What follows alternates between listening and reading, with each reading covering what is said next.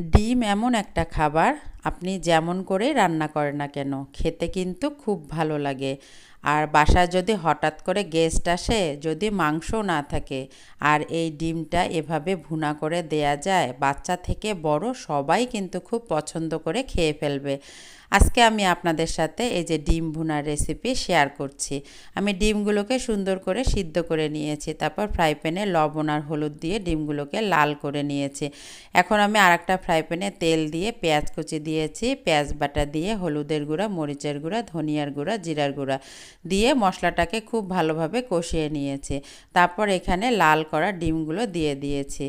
ডিম রান্না করতে কিন্তু সবাই পারে, তারপরেও আমি কিভাবে রান্না করি সেই রেসিপিটা আপনাদের সঙ্গে শেয়ার করব। এভাবে যদি রান্না করা যায় তাহলে দেখবেন বাচ্চারা কত খুশি হয়ে এক প্লেট ভাত খেয়ে ফেলবে। আমারও কিন্তু ডিম খেতে ভালো লাগে। কার কার ডিম খেতে